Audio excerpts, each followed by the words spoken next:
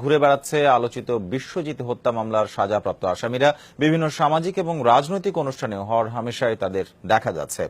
সামাজিক যোগাযোগ মাধ্যমেও ব্যাপক সক্রিয় তাদের দুজন। একজন ফাঁসির আসামি রাজন তালুকদার আছে দার্জিলিংয়ে, আরেকজন যাবজ্জীবন দণ্ডপ্রাপ্ত কামরুল হাসান বিভিন্ন পাবলিক পরীক্ষার প্রশ্নপত্র ফাঁসের সিন্ডিকেট চালাচ্ছে। তার সঙ্গে যোগাযোগের চেষ্টা করেছে যমুনা নিউজ। 9 ডিসেম্বর 2012 জগন্নাথ বিশ্ববিদ্যালয়ে 21 ছাত্রলীগ কর্মীর নির্মমতার বলি দর্জি দোকানি বিশ্বজিৎ দাস। ছাত্রলীগ তাদের অস্বীকার করলেও খুনের পর শাখা ছাত্রলীগ সভাপতির জন্মদিনে দেখা যায় তাদের। তখনকার স্বরাষ্ট্রমন্ত্রী বলেছিলেন যে 8 জনকে গ্রেফতার করা হয়েছে এবং আরো কয়েকজনকে যে গ্রেফতার করা হবে, আজকেই গ্রেফতার করা হবে, তাদের সকলের পরিচিতি আমরা জেনেছি। এরা কেউ বাংলাদেশ ছাত্রলীগের সক্রিয় সদস্য নয়, বাংলাদেশের ছাত্রলীগের সঙ্গে জড়িত নয়। শেষমেশ ধরা পড়েনি সবাই। 13 জনকে পলাতক ধরেই পরের বছর 18 ডিসেম্বর সে হত্যা মামলার রায়।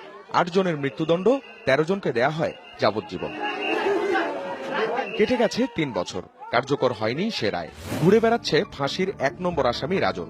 যুবলীগের রাজনীতিতে আছে যাবজ্জীবনের আসামি কামরুল, অথচ খুঁজে পাচ্ছে না পুলিশ। রাজন আছে দার্জিলিংয়ে, ঘুরে বেড়াচ্ছে বন্ধুদের নিয়ে।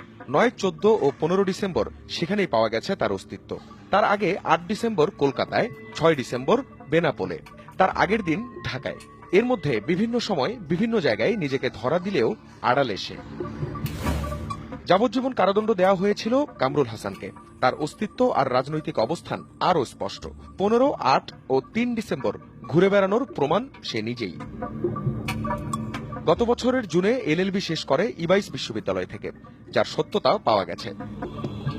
18 ডিসেম্বর 2013 আদালতের রায় যখন তার বিরুদ্ধে, তখন তামাবিল থেকে তার ফেসবুক পোস্ট।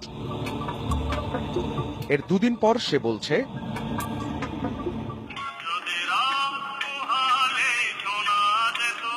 এ বিষয়ে জানতে কামরুলকে ফোন করলে কেটে দেয় সে। পরে আলাপ হয় SMS-এ।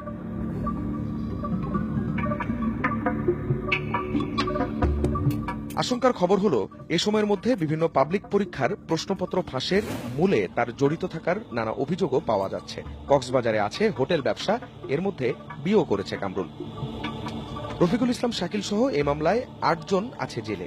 তাদের মামলা ঘুরপাক খাচ্ছে এখনো হাইকোর্টে। পলাতক 13 জনের 4 জন পাড়ি দিয়েছে বিদেশ।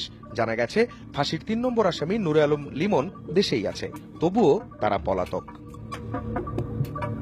আখলাকুস সাফা, যমুনা নিউজ, ঢাকা।